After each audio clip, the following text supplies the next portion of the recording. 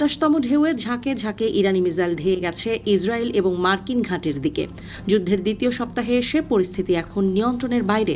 গত সপ্তাহে আমেরিকা ও ইসরায়েলের যৌথ অভিযান অপারেশন এপিক ফিউরি চলাকালীন প্রাণ হারান ইরানের সর্বোচ্চ নেতা। সেই শোককে শক্তিতে রূপান্তর করে তেহরান এখন মরিয়া। ইরানের এলিট গার্ডস সাফ জানিয়ে দিয়েছে, খামেনির রক্তের প্রতিটি বিন্দুর হিসাব নেওয়া হবে। এই হামলা শুধুমাত্র পুরো অঞ্চলকে এক মহাপ্রলয়ের দিকে ঠেলে দিচ্ছে এই জেদ। তেহরানের অস্ত্রাগারে থাকা সবচেয়ে ভয়াবহ সব মরণাস্ত্র আজ মোতায়েন করা হয়েছে। খাইবার শেকান, ইমাদ এবং গদর মিসাইলগুলো ইসরায়েলের আকাশ প্রতিরক্ষা ব্যবস্থাকে চ্যালেঞ্জ ছুঁড়ে দিয়েছে। প্রায় ২,০০০ কিলোমিটার পাল্লার এই ক্ষেপণাস্ত্রগুলো ঘণ্টায় ১৭,০০০ কিলোমিটার বেগে আঘাত হানতে সক্ষম। ইরানের এই বিশাল মিসাইল ভান্ডারই এখন তাদের প্রধান রক্ষা কবচ হয়ে দাঁড়িয়েছে। পাল্টা জবাব দিতে ছাড়েনি আমেরিকা ও ইসরায়েলও। তেহরানের আকাশে আজ সূর্যের আলো ম্লান হয়ে গেছে তেলের ডিপো থেকে ওঠা ঘন কালো ধোঁয়ায়।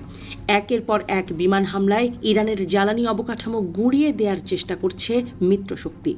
যুদ্ধের এই ভয়াবহ আঁচ সরাসরি আঘাত এনেছে বিশ্ব জ্বালানি বাজারে, যার ফলে বিশ্বজুড়ে তেলের দাম আকাশচুম্বী হওয়ার আশঙ্কা দেখা দিয়েছে। যুদ্ধ এখন কেবল ইরান ইসরায়েলের মধ্যে সীমাবদ্ধ নেই। কাতার, সংযুক্ত আরব আমিরাত, বাহরাইন, এমনকি কুয়েতের আকাশেও সাইরেন বেজে উঠছে। ইরান স্পষ্ট জানিয়ে দিয়েছে, শত্রুকে যে দেশই জায়গা দেবে তাকেই চরম মূল্য দিতে হবে। কুয়েতি আকাশ প্রতিরক্ষা বাহিনী গত ২৪ ঘণ্টায় অন্তত ৩টি ব্যালিস্টিক মিসাইল রুখে দিয়েছে, কিন্তু সব হামলা আটকানো সম্ভব হয়নি। সৌদি আরবের আকাশ সীমায় ইরানের একটি প্রজেক্টাইল আঘাত হানলে অন্তত ২ জনের মৃত্যু হয়েছে। এদের মধ্যে একজন ভারতীয় নাগরিক রয়েছেন বলে জানা গেছে। এছাড়া আহত হয়েছেন আরও ১২ জন।